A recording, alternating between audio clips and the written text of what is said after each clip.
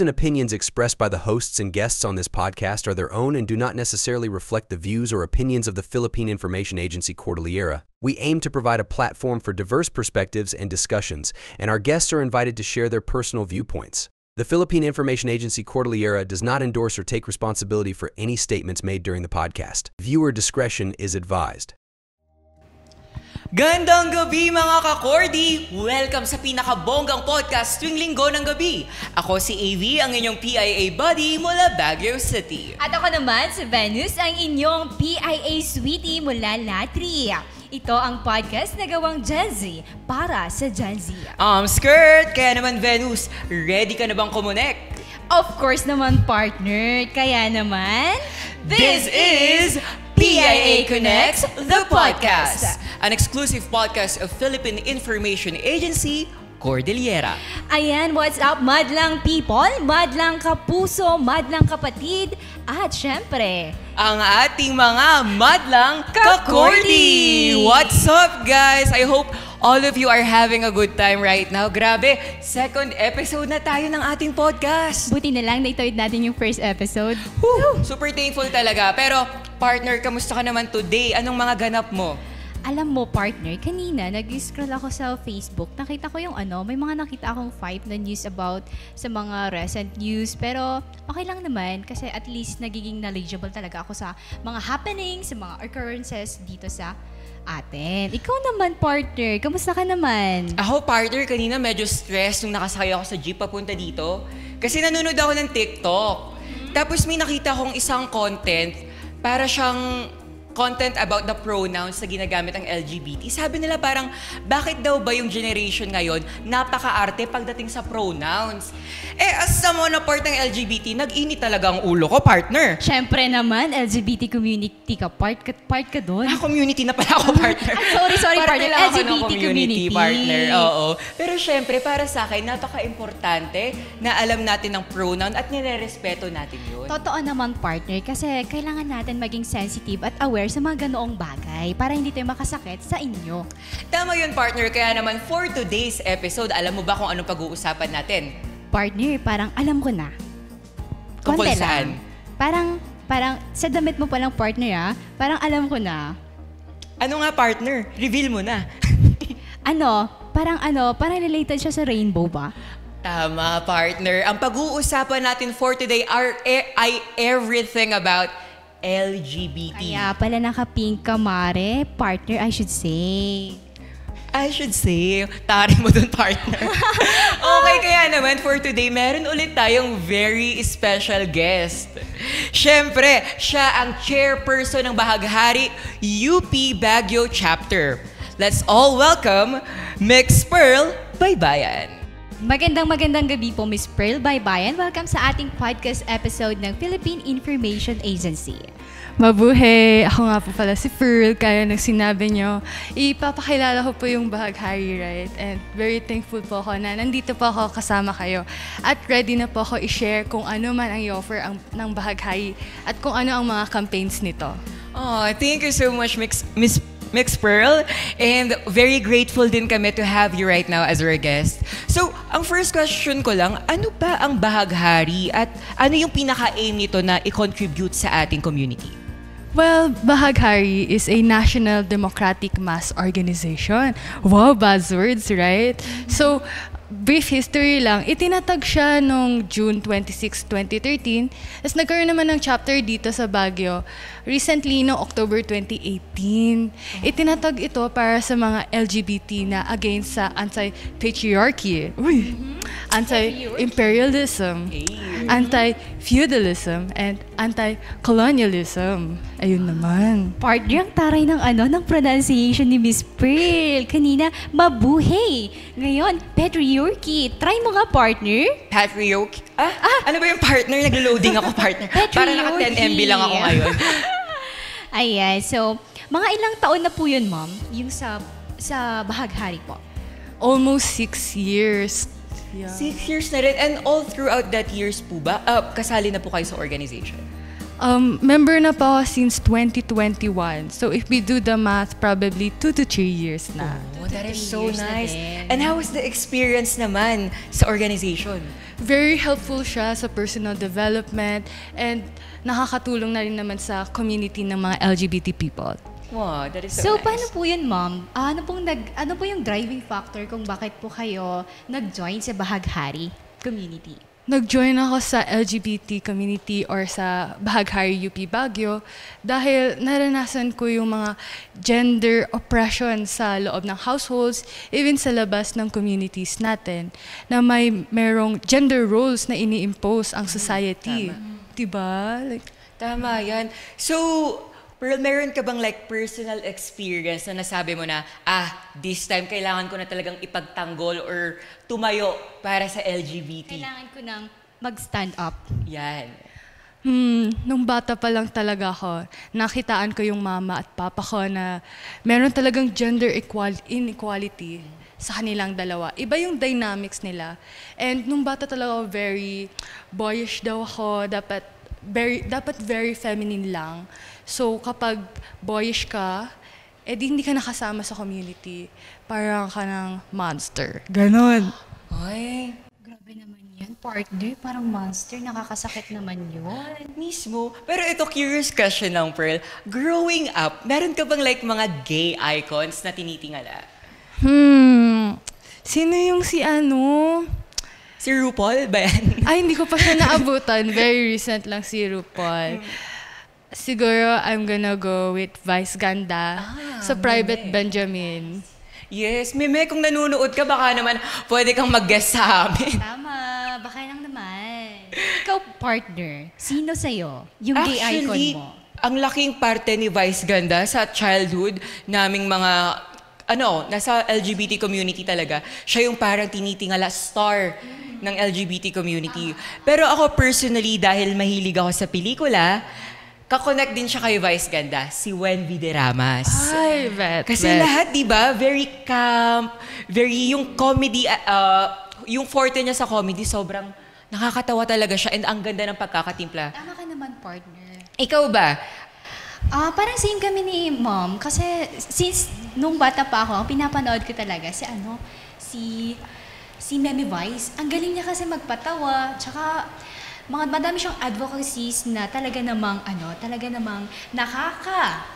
nakakaano sa damdamin. Nakakaano, partner? Ang tawag doon, parang na-strengthen ka naman talaga to advocate din. Totoo yan, yung mga napapanood natin sa mainstream media. Diba? Nakikita natin doon si Meme and mas pinapatatag niya tayo. Tama ka Na dyan, hindi tayo partner. iba sa iba, tayo ay tayo. Tayo Parang ay ganyan.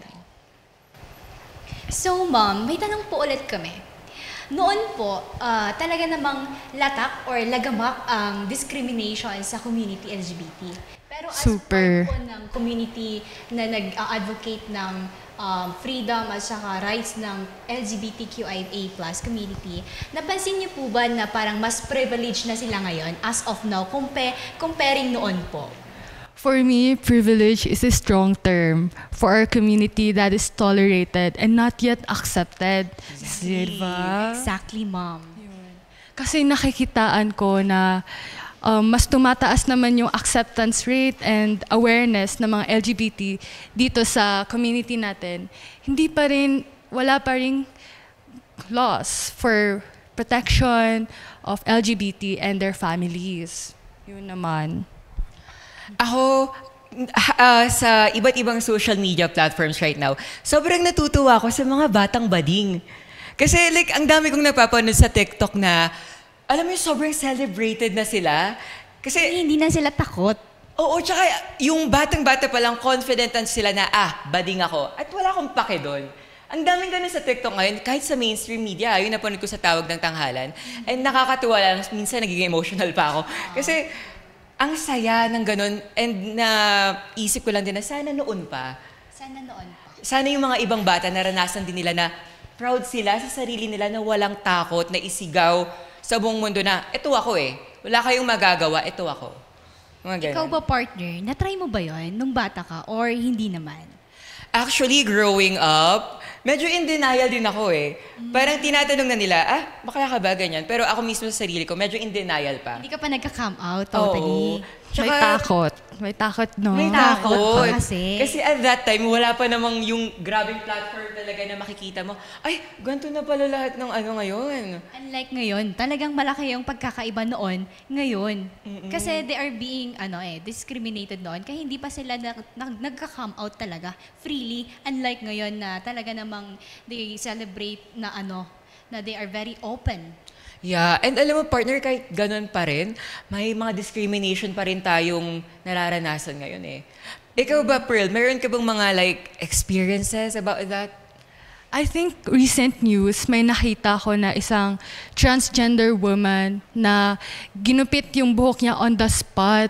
Kasi kung hindi niya ginupit yung buhok niya on the spot, hindi siya papayagan mag-enroll sa school na yon. Nakita niyo ba yun sa social media? Recently lang po yun, ma'am? Recently lang talaga siya. Yun. Hala, grabe naman. May mga policies talaga sa clothes, no? Dress codes. Dress code. Haircut, policies.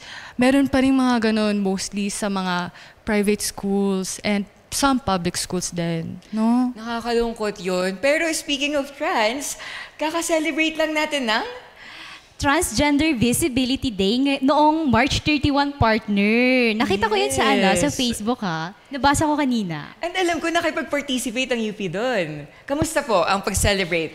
Sa pag-celebrate naman ng Trans Visibility Day, naglabas po kami ng statement kung saan mas pinalitaw namin yung women in sports.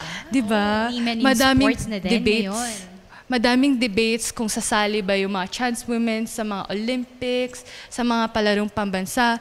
Pero, pinush forward pa rin namin yung campaigns na transgender women are women. Oh, that is so nice. Totoo Tama yan. naman.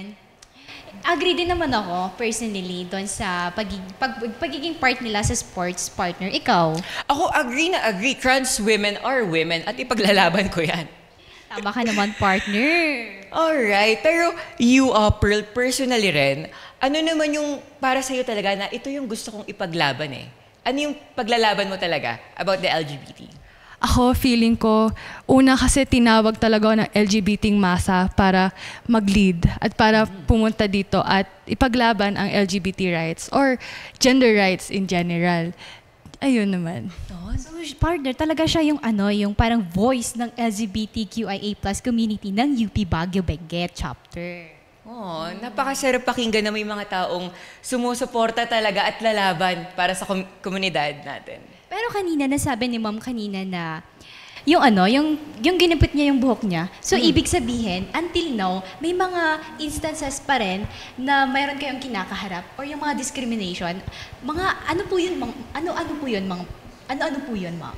Meron rin, kaya kami naman naglabas ng Trans Visibility Statement during Trans Visibility Day dahil inside our school ay nakaranas din kami ng transgender discrimination kung saan isang transgender student ay pinagbawalan na sumali sa PE class nila na for women daw. Hala, PE class na for anong women? nangyari? Pwede mo makwento sa amin, Pearl? Chika naman po, ma'am. A chika minute. Ang nangyari naman ay isa siyang transgender woman na pinalabas ng kanyang prof dahil hindi daw komportable ang klase niya na magkaroon ng transgender woman sa klaseng yon.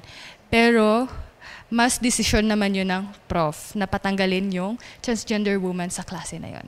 Kaya naman, iba na yung course na kinukuha niya. Iba ng PE course. I feel sad, partner. Ako rin. Kasi na-deprive siya sa right niya eh.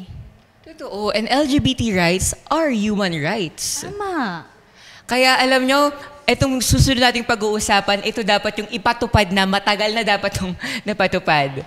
So, Soji Bill. Gaano kayo kaalam sa Soji Bill? Ikaw muna, partner. Ako, partner, naririnig-rinig ko lang siya actually. Pero, nagbasa naman ako ng konti lang. So, ang alam ko, it is a right, yung bill na yon ay pumoprotekta sa karapatan ng LGBTQIA+ community. Pero, of course, alam natin na mas knowledgeable naman si Ma'am Pearl. Kaya siya naman dapat ang tatanungin natin. So, pass. Pass yung question kay Pass Ma'am natin kay, Pearl. Ma'am Pearl. Thank you very much. So sa SOGI Bill or House Bill 5551, kung saan pinasa pa 24 years ago, and kung update naman ngayon ay nasa committee level na siya. So malapit na natin makamit ang SOGI bill na yan. Magiging SOGI SC Equality Law. Law na siya soon. We hope so, ma'am. Kasi year 2000 pa ata siya na-file eh. So almost, Yes. wow, matagal-tagal na din. Kaya naman, patuloy pa rin talaga yung campaigns natin bilang LGBT na ipasa yun, no? Kasi talamak pa rin yung discrimination and inequality, hindi lang sa loob ng universities natin, but also sa labas ng communities, ay sa labas ng universities, even inside our communities. That's right. But before anything else, Pearl, pwede ba natin i-discuss what is SOGI? Kasi marami pang nagtataka or hindi sure kung ano ba talagang meaning ng SOGI. Okay, SOGI, yun, define muna natin siya, himay-himayin natin. SOGI, sexual orientation, gender identity, and expression, and sexual characteristics. Dinagdagan natin yung SC na term, which is sexual characteristics. So, kakadagdag lang nun. Lang po, ngayong taon lang po, ma'am, or... Last year pa siya, as far as I remember. Tapos, equality bill siya kung saan pinoprotektahan ng law yung mga rights ng LGBT people. Lahat naman tayo may kasarian, di ba? Yun. Pinoprotect nun yung... pinoprotektahan rin yung mga LGBT families and yung rights nila na magkaroon ng sariling family, properties, and stuff like that. I see. Pakiramdam ko, partner, maraming nalilito kung anong pinagkaiba ng sexual orientation, gender identity, at ano po yung isa, Pearl? Yung SC po. Sexual characteristics. Sexual characteristic. Pwede ba natin yung isa-isahin para mas maintindihan ng ating mga kakordi? Sige, unahin na natin sa sexual orientation. Sexual orientation, ito na kung kanino tayo attracted. Di ba? Ano tayo attracted? Tama yan. Yung, for example, bisexual, gay, lesbian, and such. Tapos, kapag gender identity ay kung sino ka. For example, cisgender, transgender, gender fluid, and non-binary. Nice.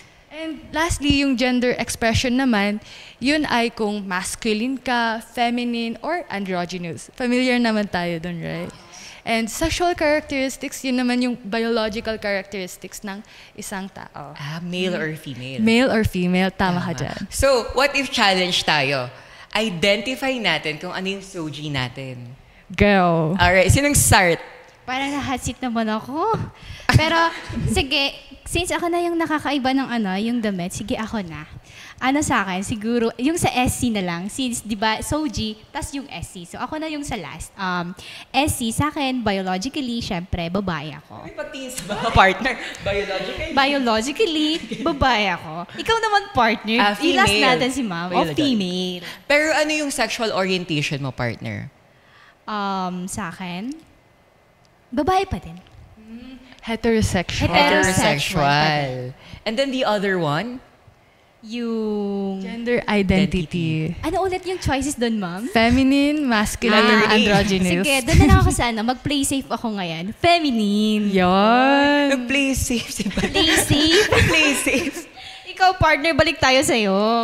Ako naman, unahin natin ang sexual orientation. I am gay, cisgender, ano yung susunod? SC. So, Masculine and male. Ayan. Tumpak. Gunner. pakla-tumpak. Siyempre, ma'am, tatanungin din namin kayo. Sige. Ako naman, sexual orientation ko ay bisexual. Gender identity ay cisgender. Gender expression naman ay feminine sa ngayon. Sa ngayon, partner, sa ngayon. Kasi ang gender expression ay depende yun sa tao. Pero syempre, hindi lang siya sa pananamit, pero kundi sa paggalaw din, ganun. Kung paano nila iniilabas yung sarili nila sa mundo. Yes, yung expression nila, kumbaga. Pero ma'am, speaking po doon, may instances po ba or mayroon kayong na-experience na hindi kayo makapag-come out or hindi nyo to madamit kasi nga, feeling nyo i-judge kayo ng community na yon? Merong mga times na nakakaranas ako ng ganyan. Mas lalo na yung time na short hair ako, tapos pumunta ako sa female CR, and then hinabol ako ng janitress na, Sir, bawal po dyan. Tapos yung tumingin ako, Ganon. Ay, paano yan? Isang beses pa. Ay, ma'am po pala, ma'am. Ayun, kaya minsan nahihirapan na rin ako manamit ng medyo masculine. I see. Pero mabalik lang tayo sa Soji. Para sa'yo, Pearl, ano ba yung greatest contribution or advantage nito sa mga tao pag napatupad na yung Soji Bill? Feeling ko yung pinaka-biggest contribution ng Soji Bill ay mababawasan na yung discrimination and harassment. Ibig sabihin nun, yung mga nag-discriminate or gumawa ng masama sa mga LGBT people ay mabibigyan ng penalty, makukulong.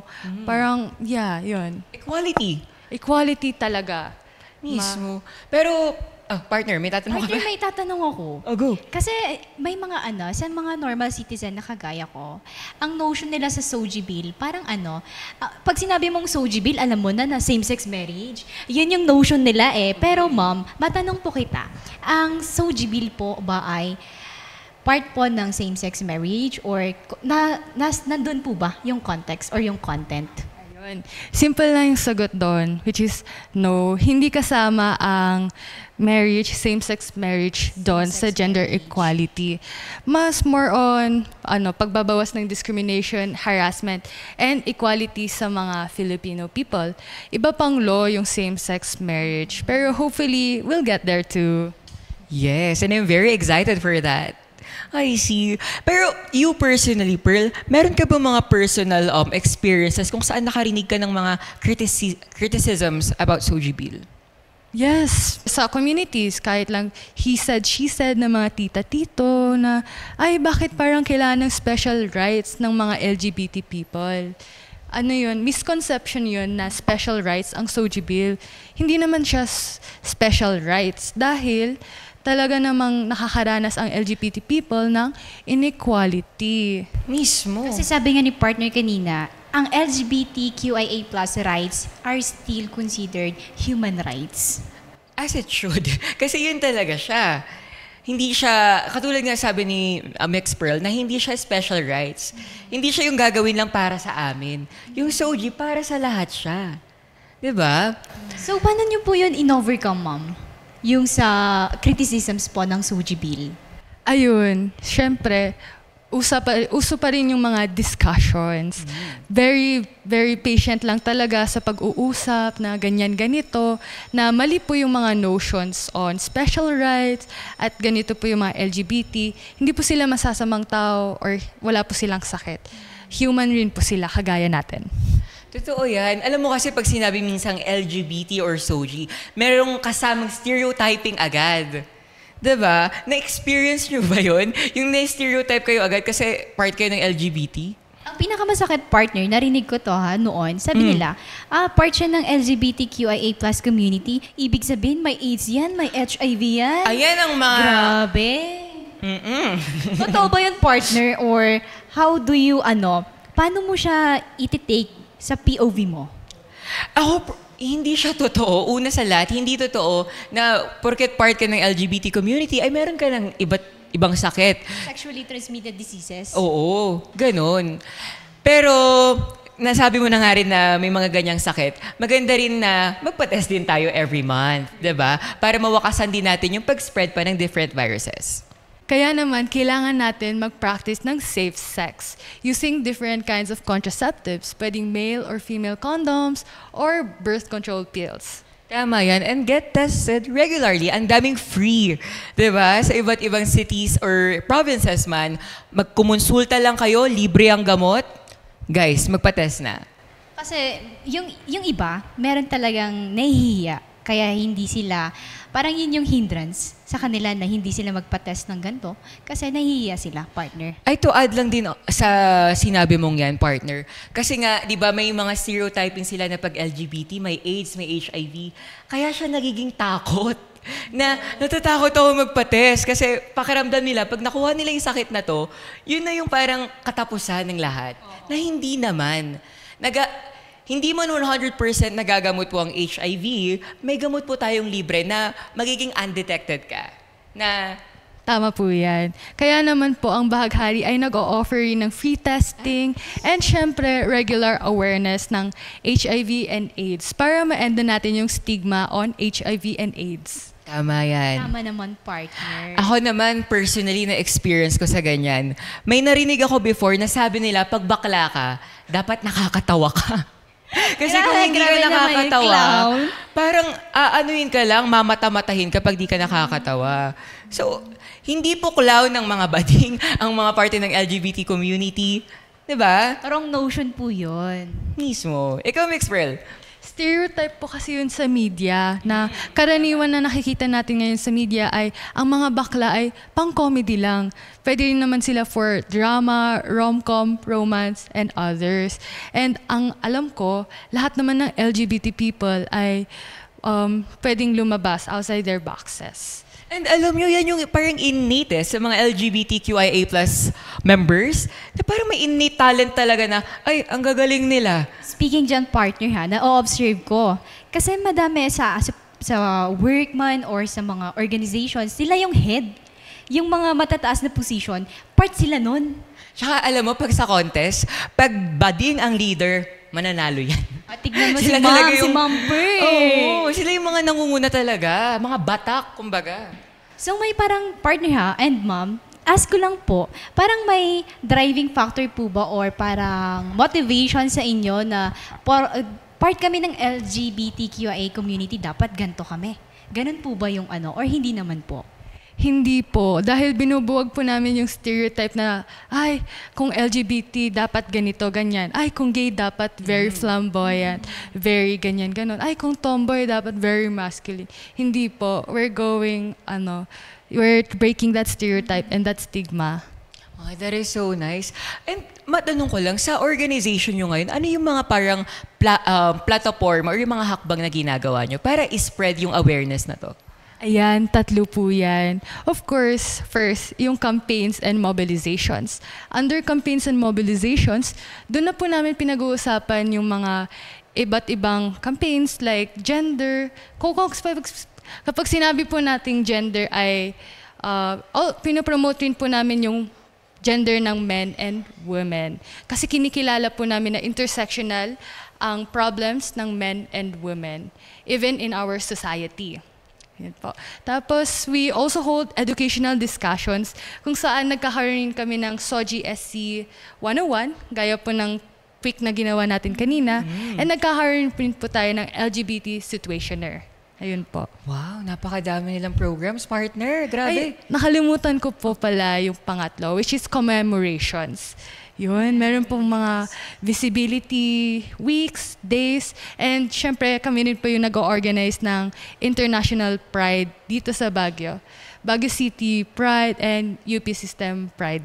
Yun po. Ah, nice. May heads up po ba, ma'am, sa mga activities niyo na po for commemorations sa upcoming months? I think this month or the following month ay magkakaroon po tayo ng planning for Pride Month, which is sa June. Yay, June na! Malapit na Pride Month. I'm so excited. Partner, mag-join tayo ha? Of course, ako pa ba?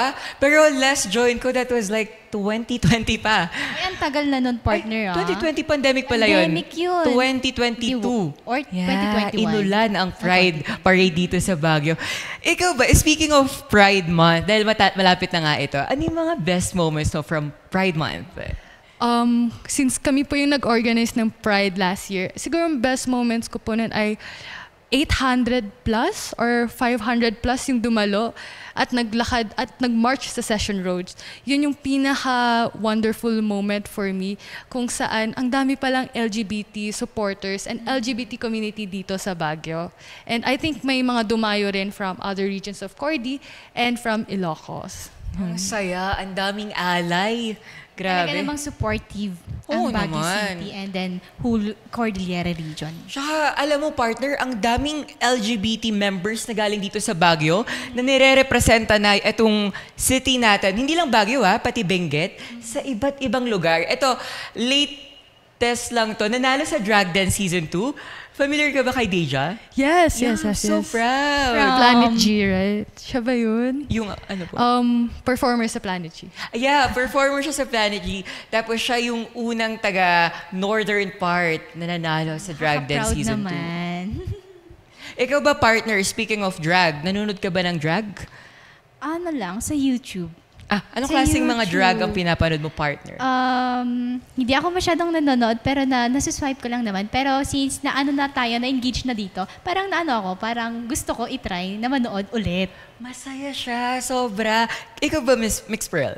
Nanonood rin ako ng mga local drag performances dito sa Baguio. Gaya sa Planet G, meron doon. Ay, yung bago? Oo, tapos nanonood rin ako kay RuPaul, yung UK versus the World. Siyempre, si Marina, na nasa top 4. Grabe, so proud. Partner, pag pumunta ka, tawagin mo ako para para hindi na ako ma-OP, para ma-experience ko din, ha? Ay, oo naman, partner, pupunta tayong tatlo doon. Mama. Gusto nyo after this, after this naman. show.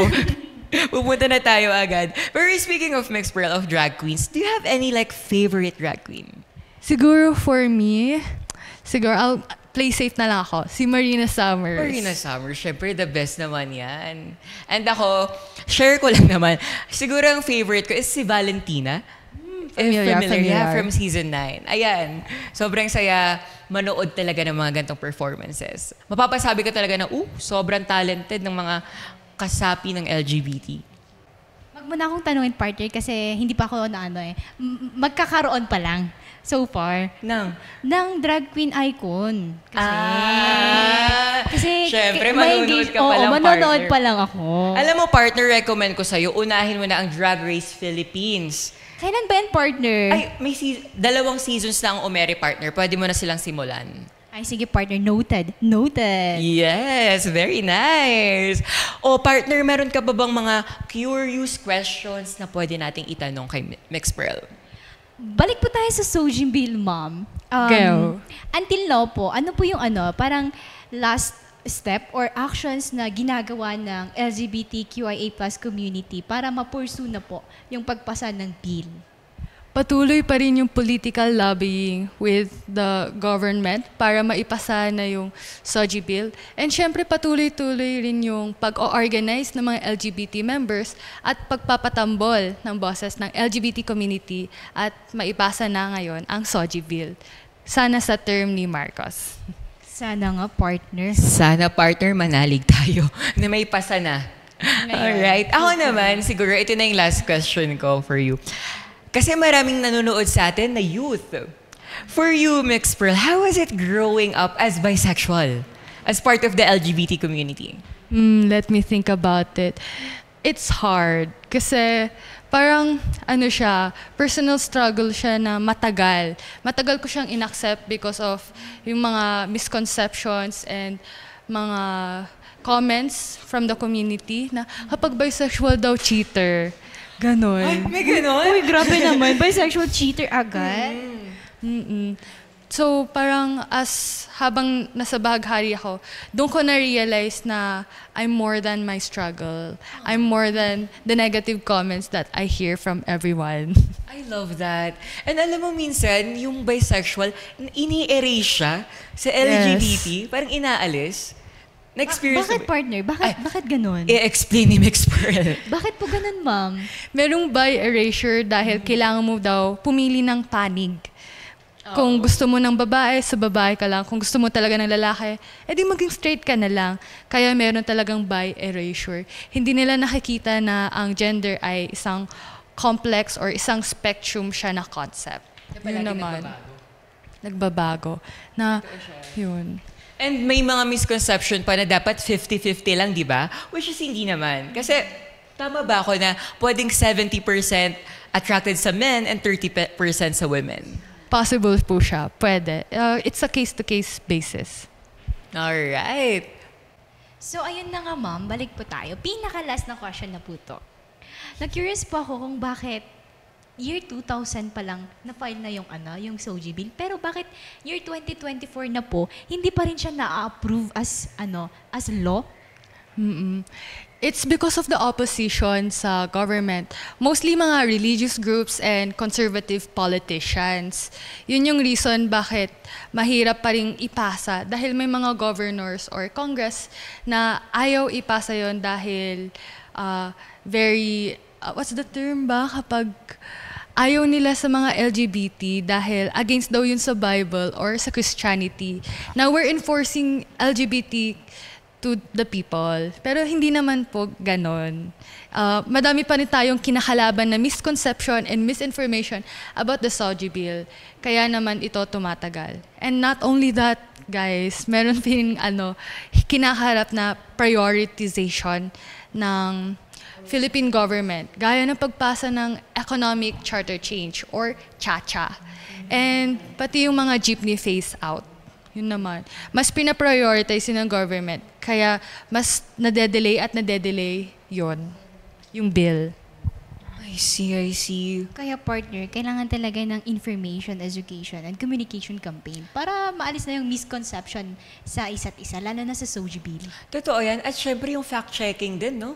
Kasi nga, ang daming platforms ngayon, iba't ibang informasyon yung nakukuha natin. At hindi lahat po yun totoo. So matuto tayong mag-fact-check, tignan kung anong totoo sa peke. And ito din talaga, may nagpadala lang sa akin, may letter sender na nagpadala. Parang ang tanong niya po, about naman sa bahaghari. Ang bahaghari po ba, ang kinikater niya lang ay LGBT community or ang karapatan din ng lalaki at babae or ng men and women? Okay. Ang LGBT, ang bahaghari, ay kinikilala lahat ng kasarian. Men and women, the LGBT community. Dahil intersectional ang mga problems na nararanasan natin. Kung ano yung nararanasan ng kababaihan, yun din ang nararanasan ng LGBT. For men, nakakaranas rin sila ng gender discrimination. Dito sa macho-feudal na world natin, society, itong mga, for example, sa men naman ay may mga notions na kapag umiyak ka, mahina ka. Yun. May mga ganong culture na kailangan na rin nating buwagin. Kaya ang bahaghari ay for all genders talaga. All genders pala yun, partner. Akala ko kasi for LGBTQIA+ community lang. Bale, equality talaga sa lahat. Ang pinaglalaban ng bahaghari.